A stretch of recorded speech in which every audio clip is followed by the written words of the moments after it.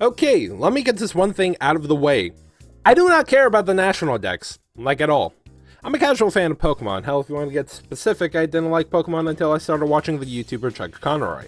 And shit, I think this has to do with Digimon, because for the longest time, I thought that Pokemon was just a ripoff of Digimon, and while I haven't watched the show in a very long time, Digimon will always be one of my all-time favorite anime. Hell, this show was my first plunge into the medium that ruined mine and plenty of other people's lives.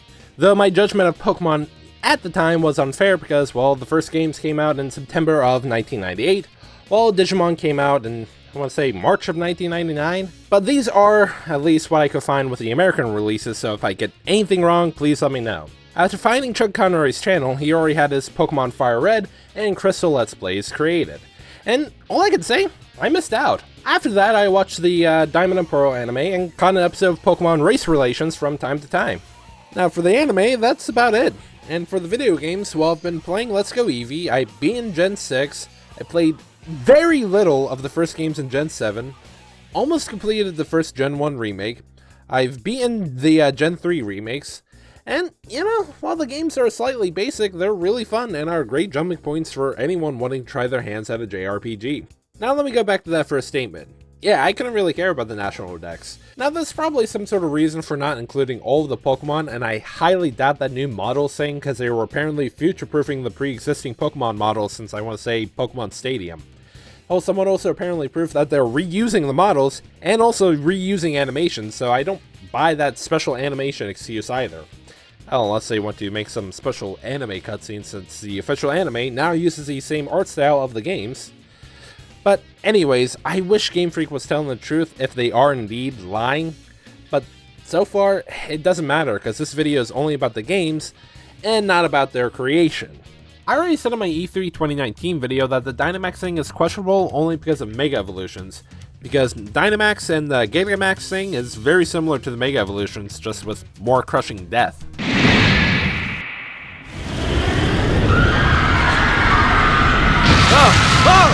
The expansion on the Lowland forms are great, especially since Pokemon that has Galar forms now have new evolutions. Then again, we have the obvious joke with Galar Weezing and the weird design for Galar Ponyta, given its typing, but okay. Now, the one thing that will always confuse me are the gym leaders being exclusive for each version of the game, especially with these four. And without playing the games, that's actually all my thoughts. Even though most of that is just restating things other people said, the one thing from my E3 video, or going into my background with the series.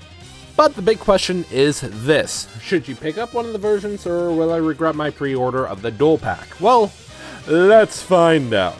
This is my review of Pokemon Sword and Shield.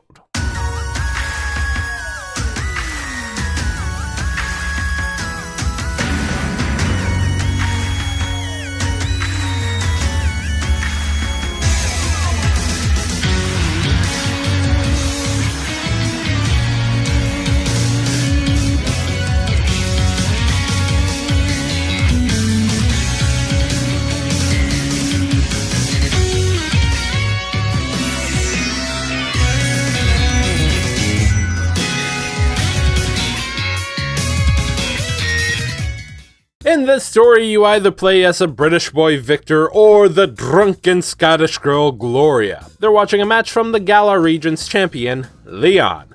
His little brother Hop comes in and drags you to go meet Leon at the station since he's apparently horrible at directions.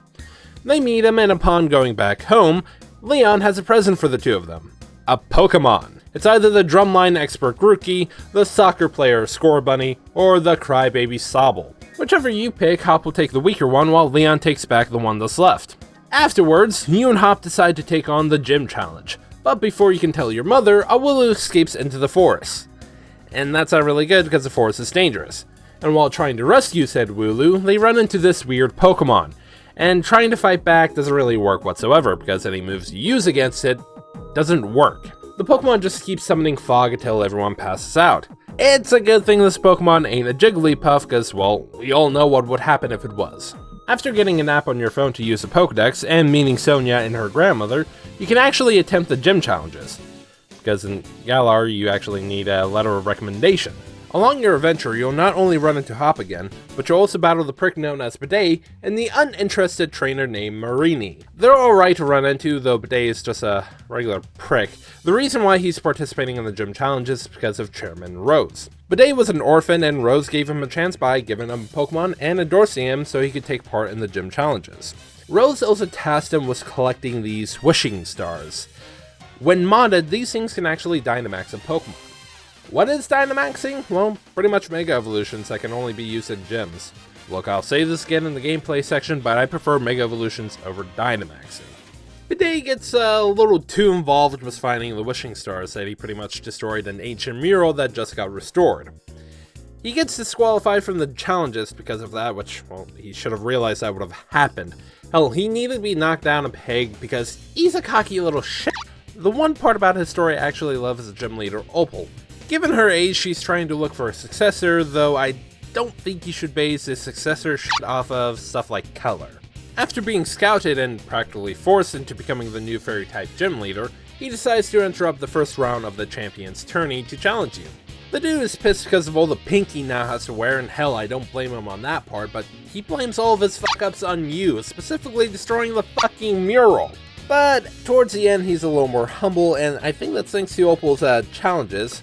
And he also said that you got to show off how cool fairy-type Pokemon are, which is a bit of a plus. I mean, fairy-type Pokemon are pretty cool, though I don't remember Galar or Rapidash being a fairy-type.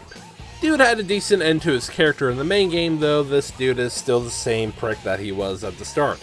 Seriously, we wasted time fighting him in the post-game for, in my opinion, no reason whatsoever. Marini was an uninteresting rival because her story was revolving around her trying to bring some life into her hometown. And, you know, that's all I really remembered to her. When I introduced her as the uninterested trainer, I did so for a reason. She has a blank expression throughout most of her encounters, and shit, if she's in the Sword and Shield anime, she's probably going to keep the same blank expression. Now, I do love that she's trying to revitalize her hometown, but her cheer squad doesn't really help the experience. Meet the team for this game, Team Yell.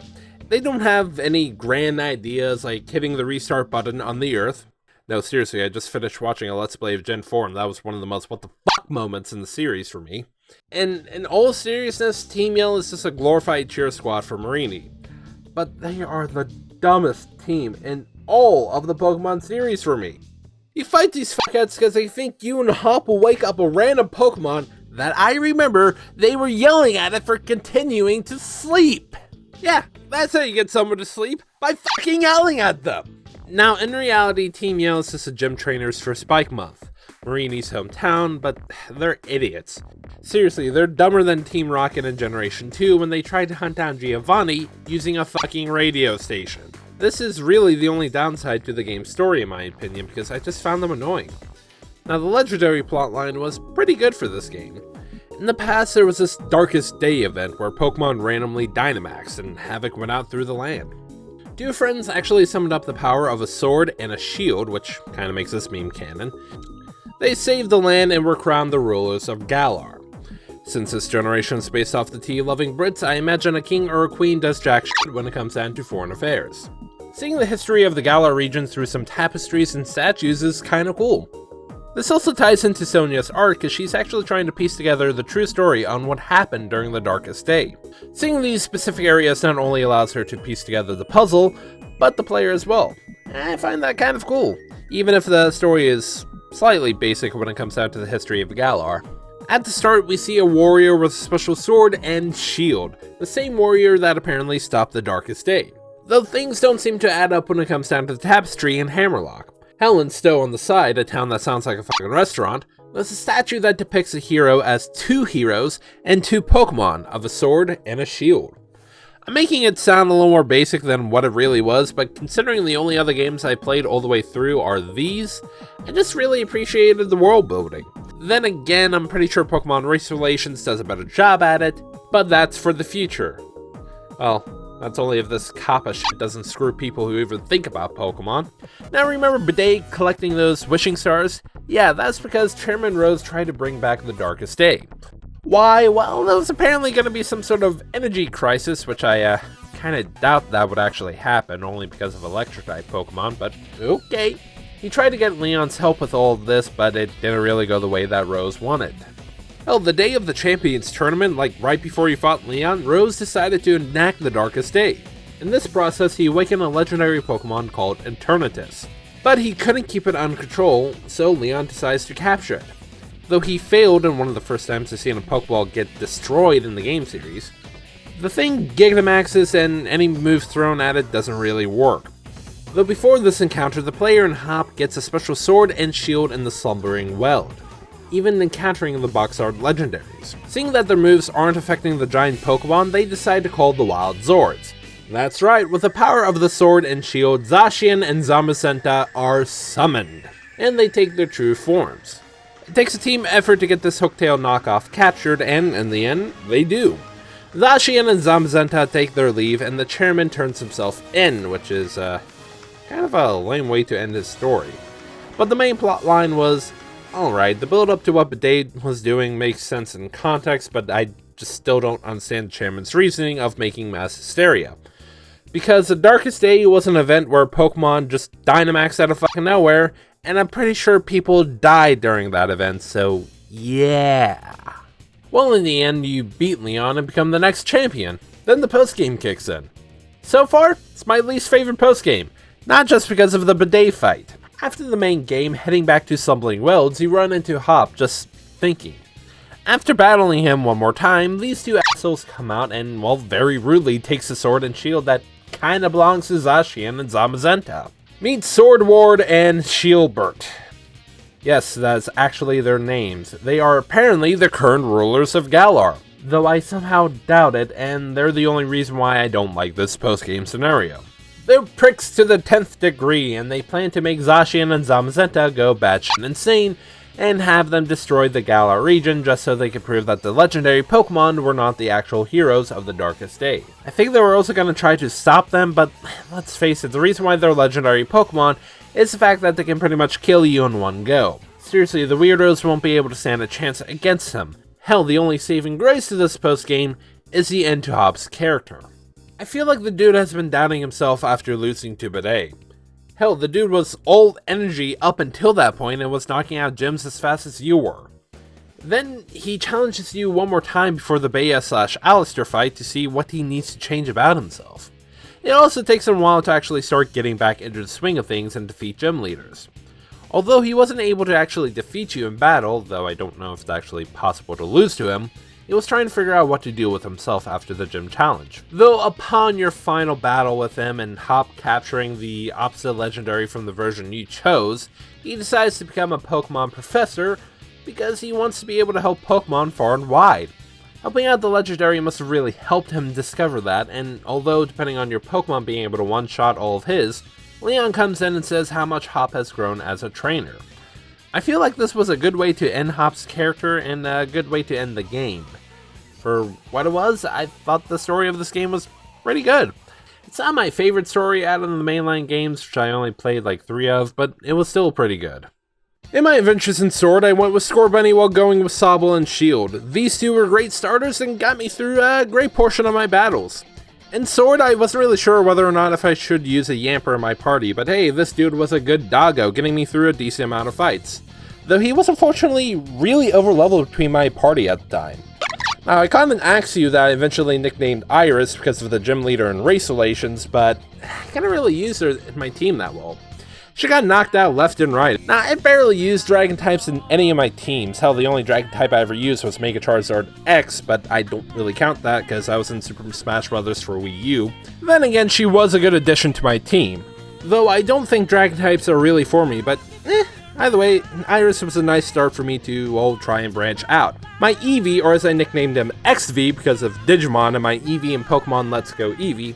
Now this fucker, he was a great addition to my team. He was able to get me through my battles against Gordy and Kabu pretty easily. The only problem was catching him as an Eevee. I'm gonna get into this more when I talk about how Pokemon catching is now handled, but oh good lord, this sucked. Now my Gardevoir named Erlen after the webcomic by Raku Guy. Oh good lord, I spent way too long trying to change the weather to make it easier to catch her as the Ralts.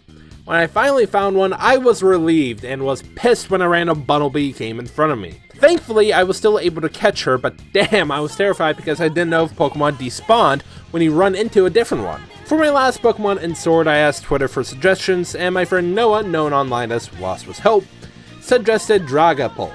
And I would be fucked if I decided to catch that Pokemon. It didn't matter because when it's a Dreepy or a Dracolock, it has a low as fucking counter rate in the overworld in both versions. And I was also so close to the end that I didn't want to waste my time with it if I ended up killing it. So I decided to add Eternatus to my team. And that was a thing. This dude was not used a lot because I already had Iris. Now, she may have not been used that much, but she was better than Eternatus. Then again, I'm not really a Dragon-type user, so take that with a grain of salt. Although I haven't spent a lot of time with Sword after I beat the game, I ended up adding Zacian to my team there. And this Zord was fantastic in my final fight with Hop. Now again in Shield, I decided to go with Sobble, or as I nicknamed her, Agent 3. The Sobble line so far is pretty decent, especially since I could just barely one-shot each of Kabu's Pokemon. Since in Shield you can find Eevees faster than you can find Pikachus, I decided to catch two and evolve them into a Flareon and a Leafeon. Now these two have been great, getting me through Milo's fight and Nessa's fight pretty easily. I decided to catch a Rookidee, and thankfully I can still teach him a move like Fly. I was originally pissed that I couldn't teach my Pokemon moves like Surf, but I just didn't explore enough because now they're TMs, and now that I think about it, that change was probably in the last game. I feel a little stupid now. Exploring the Galar region was, just alright. The only time I had a problem was during Route 6. I was probably really underleveled because a lot of my Pokemon were low level compared to every other wild Pokemon or trainer fight. Though each route felt pretty short, which was a bit of a disappointment. The only big area to explore is the wild area, and this was a great expansion from what Pokemon Let's Go Pikachu and Eevee did. While you still have random encounter rates, Pokemon now appear out on the field for you to encounter them. The random encounters I mentioned aren't the traditional take a couple of steps and fight an enemy type deal. If you're running or riding the bike through grass, a Pokemon in the grass will randomly charge at you. It's a nice deal, but it comes with a major drawback. Pokemon in the grass and in the overworld have a separate encounter rate, and there are some Pokemon that can't be found in the grass at all, and vice versa. Now this actually pissed me off when I was trying to find XV in Airland. In Sword, Eevee has a 1% encounter rate while having a 5% encounter rate in Shield, while Routes only has a 2% encounter rate depending on the area in the wild area in both games.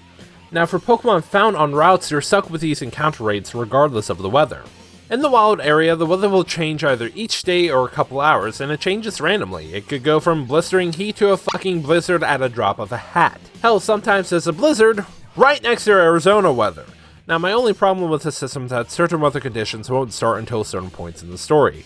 I really hate this system, but I hate the separation between the overworld and grass even more.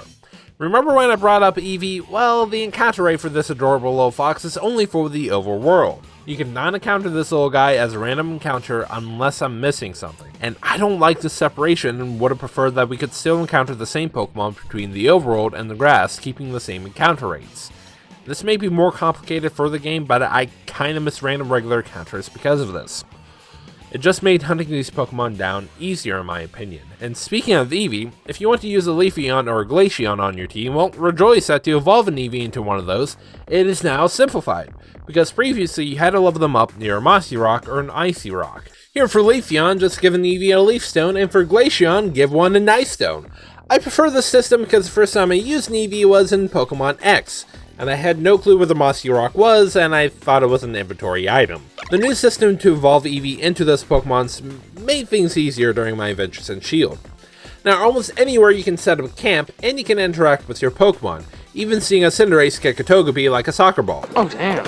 Ow! Now this is a nice little feature where you can pull out a feather toy and a ball to play with your Pokemon. I think this will help out with their happiness, so if you're trying to get a Pokemon like Espeon, I think this will help out. It's a minor feature and it's just fun to hang out with your Pokemon. One other thing you can do while camping is cook curry. I never had it myself, but it's a popular dish in Galar, but I have no clue how this really works. You need berries to cook regardless, and you can purchase random ingredients to make different types of curry. The only thing I know it does help with is a Pokemon's health, power points, and experience. After eating, they're all set for the next fight, but I have no clue how this really works. Regardless, it's a great feature if you want to heal everyone up before breaking some kneecaps. This in camping is a harmless feature that you can do pretty much anywhere. You can find NPCs with their tents set up on routes, and when you're connected to the internet, you can find other players roaming around with some of them setting up camp. You can interact with other people's Pokemon and cook curry together. Hell, I think this is the easiest way to cook the best curry in all of the Galar region. The process of cooking curry is alright, though do not use the motion controls. Well, don't go overboard with the motion controls, I should say, because I feel like I broke my arm just waving this fan. There's a curry dex, but as someone who doesn't bother with 100% runs, I don't see the point in this. Now, each gym challenge was actually pretty easy. Actually, I would say they're way too easy. Starting with Milo and his gym challenge, it revolves around hurting Wooloo. There are Yampers across the field trying to scare the Wooloo away, but I didn't have any problem with it. The Yampers make it annoying, but you can battle the gym trainer in each section of the gym challenge to make them stop running around. Though that kinda defeats the purpose of them, but okay. Fighting Milo himself was pretty easy, but that's part of his character, especially since he's the first gym leader that trainers fight. Nessa's gym challenge is just running around in a circle, and I'm not kidding with that part. You have to shut off these water spouts in the right order to progress in the challenge. It's a harmless challenge, but it could have been reworked a little bit by having slightly more complicated mazes with water swapping. I could have worded that better, but her challenge just felt a little too easy. Though her battle was something I thought I was going to have a horrible time with. My first playthrough, she fucking decimated me, and I was having Misty flashbacks. Seriously, whether it be the original version of Generation 1, the remakes, or Pokemon Let's Go, Misty is out for fucking blood, but thankfully here, while Nessa is still out for blood, she wasn't as bad as Misty. Having my Yamper turn Bolton with me made things easier, and my Leafeon almost one-shotted every Pokemon she had. Then again, having a Pikachu or the rare times I picked Bulbasaur in the original games always got me killed, so yeah, Nessa is still a challenge, but thankfully easier than Misty. Kabu's challenge was just either catching Pokemon or knocking them out before the gym trainer could do either. This challenge was boring. Seriously, just knock out a Pokemon 5 times or just catch 3 of them. Since each wild Pokemon encounter is a 2-on-1, you can knock out the opposing gym trainer's Pokemon before they could do anything. With strong enough Pokemon or using a cheat device to get infinite Master Balls, you'll be fine. The boss fight itself is alright. I mean, XV took out a good chunk of them with Rabu taking the last Pokemon out when Kabu got a critical, and with Agent 3 she was able to get things done pretty easily, though she got burned more times than my Pokemon and Sword did. The dude wasn't hard, he was just boring as all hell to me. Now Bea, she gave me some troubles, but before challenging her, I thought I was gonna have some trouble with her gym challenge. But it was a joke. All it is a mix between pinball and a pachinko machine. You're stuck in this water-eyed thing spinning around to get to the end of each section. There are bumpers in the way to knock you around, but they weren't a problem. Hell, I cleared this pretty easily, and I don't really know of any way to make it slightly more difficult. Maybe if your Pokemon became confused if you decide to take on the gym trainers until you took on Bea, though that may make things a little harder than what I'm thinking of. But given this is the 4th gym in Sword, I thought things would have been a little harder outside the actual gym battle. Now, speaking of the gym battle, if I didn't have Erlyn here on my team, that would have been a fucking massacre. She has some pretty nasty Pokemon on her team, well, in comparison to what I had at the time. Hell, Erlyn was pretty underleveled compared to everyone else on my team. But she was able to pull through for me, even though she did end up getting knocked out on Bea's last Pokemon. Now, Opal, she was an interesting gym leader to fight against. Only because this is the first gym leader, to my knowledge at least, who is actively looking for someone to take over for her as gym leader since, well, she's 88 years old. Her gym challenge was just an onslaught of 3 trainers while having to take a quiz. Shit, all that stuff is dodgeballs being thrown at you, and you got some people's worst nightmare right there. Though remember, you can dodge a wrench, you can dodge a ball. What? The gym challenge was alright, but I'm an idiot who forgot to swap out Iris here because the Axew line are dragon types and they're weak to fairy type Pokemon. Thankfully, Cinderace and XV were able to get me out of a jam during this fight. Opal's gym isn't difficult, but it can be easier if you decide to look up the answers to her questions. If you get them right, you get a quick stat boost during the fight, but that's about it. Gordy's gym mission was alright, only because it's a simple avoid the hidden trap holes. You get a dowsing device to be able to find out where each trap hole is, but it's kinda hard to judge where the trap holes are.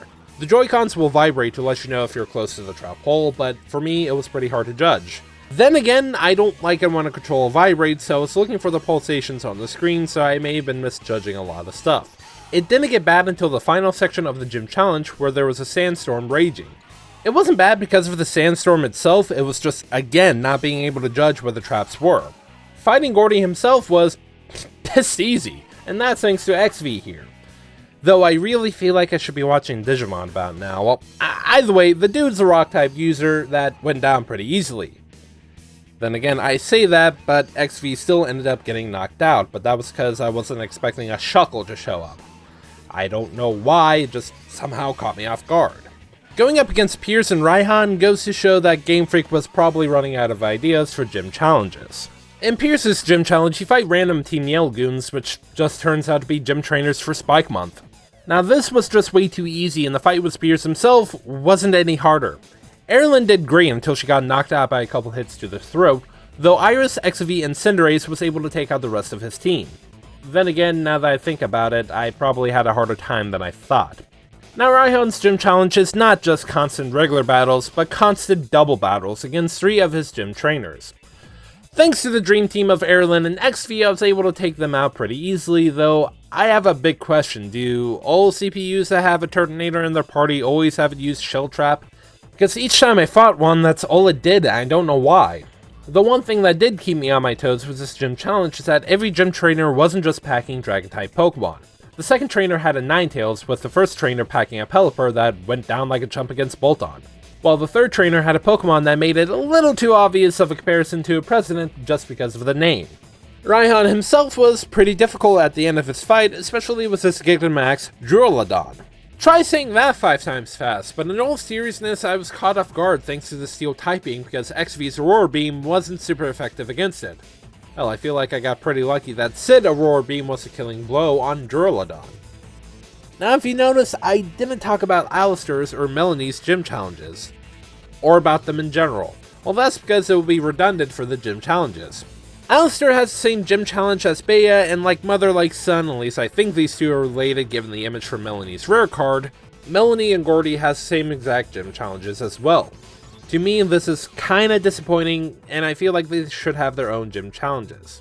Like for Melanie, have the player go through a sledding type thing, only because of her Pokemon of choice. And for Alistair, have the player go through a creepy library of sorts like in Scooby-Doo, pulling books on bookcases to advance to the next area. It would need some fine-tuning, but I think it could work to set the leaders apart during the challenges when they aren't just throwing random trainers at you. Now for the fights themselves, Alistair gave me a bit of a scare because he knocked out my Flareon pretty easily with his Cursula. I had my Corvisquire take it out, but his Mimikyu knocked him out when I went to revive Flareon. I barely took out his Mimikyu, but his Gengar is a Pokemon that gave me the biggest scare. I swapped to Agent 3 because I forgot she learned the move Sucker Punch, but this Gengar just barely knocked her out. Flareon was able to take him out, but damn, Alistair and Bea are pretty strong trainers to fight against. Melanie here was pretty easy until she brought out her Lapras. Then again, she was only easy until then thanks to my Flareon. When Lapras came out, it caught me off guard, though I don't know why because I watched a video of gym leaders and different gym trainers Dynamaxing their Pokemon. Thankfully, Corviknight here was able to take the Lapras out, but not without a major scare. If you got a Fire type, good, but make sure you have someone who can take out the Lapras. One change that they made is Normal or Elite 4. Instead, before facing the champion, you're in a tournament that weeds out the winning gym challengers, with the winner taking on the gym leaders in another tourney. It's an interesting change, but I think I prefer the Elite 4 because with very small exceptions, I didn't have any problems in the rematches. It's not a bad time, but I found the Elite 4 more difficult only because you don't get a Pokemon Center Break. So if you didn't stock up on something like an antidote, your Pokemon will have to play through the pain or fight the Elite 4 once more. When it comes down to the champion himself, I had a couple of scares, but I pulled through. He was difficult, though if you can bluff things out, you can definitely pull through. There are also these max raid battles, where you and some friends as a team of 4 take on a Dynamax Pokemon. Now these are optional outside the Eternatus fight and the post-game. This is an alright feature, and to trigger these, you have to go to these dens. Now said dens also give out a new type of currency called Watts that you can spend on random stuff, including shit you can sell for regular Pokebucks. The dens that pay out the big bucks will also hold a Dynamax Pokemon. Now you don't have to be online to do this because you can team up with some CPUs to fight a Dynamax Pokemon. When you knock out said Pokemon, you can choose to catch it or not. I have no clue if these are guaranteed catches, especially since I stick with the timer balls whenever they're available in all games they show up in. I'm also not sure if only one person can catch a Pokemon during a raid. I say this because I haven't played online at all. The max rate battles is an alright system because it can be easier to catch a Pokemon that has a low encounter rate out in the wild.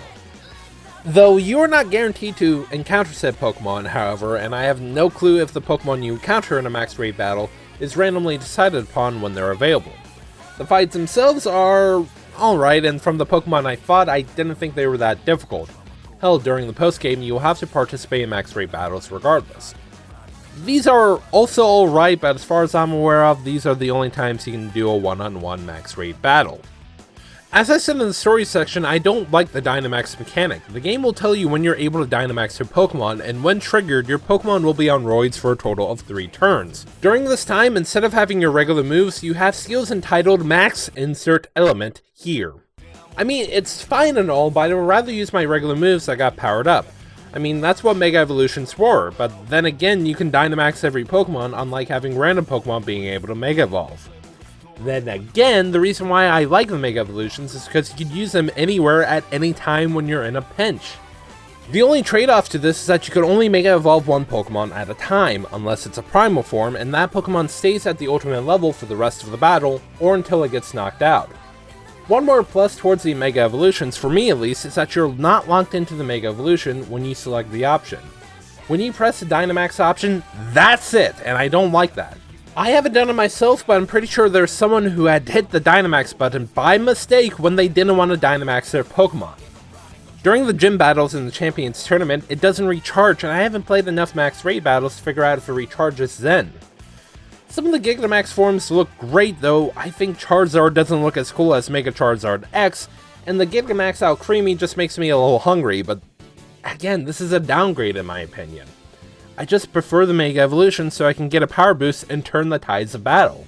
I think this game looks great as another HD Pokemon game, and that's really all I can say about it. It's not as great as I was imagining it because the models for the human characters kinda look like models made for MMD.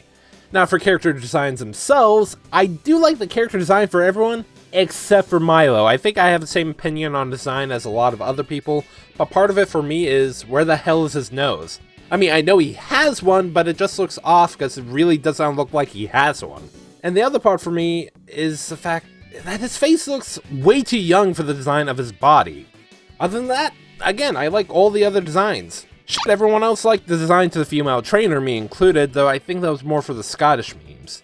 Then again, with Pokemon, I'm pretty sure we're getting closer and closer to customizing the mother in the games because, well, with darker skinned players it's a nice attention to detail, but for me it literally would be more accurate if she was white.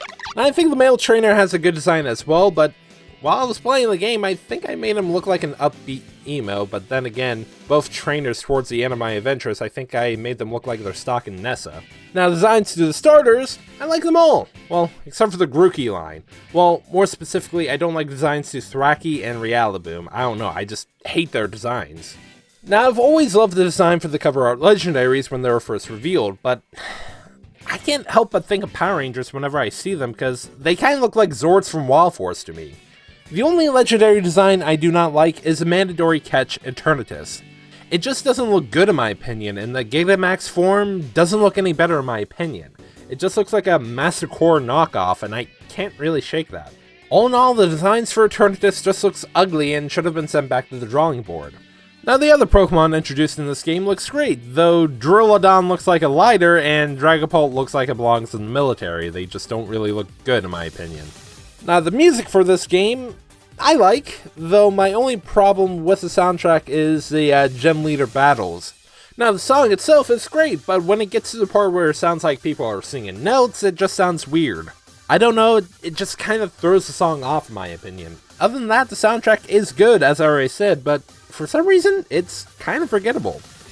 Seriously, if it wasn't for that random singing, I don't think I would have remembered the gym leader theme. Alright, hopefully this video isn't that long, because not counting the rest of this paragraph and the separation points, I have about, I want to say more than 6,548 words in this video. Well, regardless of the length, taking into account of story, gameplay, graphics, and sound, Pékemon Sword and Shield receives a 7 out of 10. Now this game isn't perfect, but I enjoyed my time with it. I didn't hate Hop as some people did. He went through a pretty decent arc and was actually trying to improve himself. Going through some Downspin Bidet, and I'm only guessing at this point, completely wiped the floor with him. While he didn't change them out a lot, he tried putting different Pokemon in his team to see what would work. Hell, at the start of the game he was way too hyper that I can see why some people hated him, but towards the end he matured and tried to emulate his brother to win at the end of the tourney. Today, well, I'm not that much of a fan of his. He was a prick and still ended the game as a prick, but I guess a nicer one. Now, I didn't really see that much of an arc with Marini, if any. I said she looked like she was disinterested with what she was doing, and I stand by that. She was a nice character, but I can't really remember anything about her. Hell, I may get some Team Yell members on my ass, but I'm gonna stand by that statement.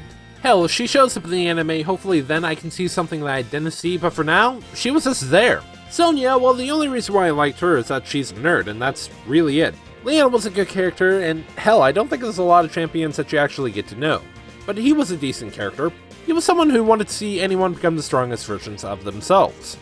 Now, battling the NPCs felt a little too easy, and I think that has to do with a change when the NPCs heal up their Pokemon. In the past, they will heal up their Pokemon twice, but now it's only once. Now, depending on the fight, this change made it a little too easy. Exploring the wild area was a nice expansion to what Pokemon Let's Go did, but actually allowed us to battle the Pokemon. It's a great system to make hunting for specific Pokemon easier, but I don't like the fact that you can't find the same Pokemon in the grass while hunting in the overworld. It's something that I personally didn't like, and if Game Freak keeps this change in the next generation, I hope they combine the random encounter rates and the overworld encounter rates so we can find the same exact Pokemon between each part of the wild area. The game looks pretty decent. It wasn't what I was expecting graphics-wise, but hell, I'm glad with what we got. I wish we could have gotten some more animations, but I think the game still looks great. I actually kind of wish we had some anime cutscenes, because during the talk with Leon and Chairman Rose at the end of the main game, I thought that's exactly what we were going to get. The music was good, but completely forgettable at the same exact time. Now this may be obvious, but at this point in time, Pokemon Sword and Shield is only available on the Nintendo Switch. This was a pretty decent game, and while not the best game in the series, I still found it pretty fun. Though before you pick up a version, I do recommend that you look up what Pokemon are in each version and what gym leader you want to face beforehand. That may make things a little easier when you go to actually start to play the games.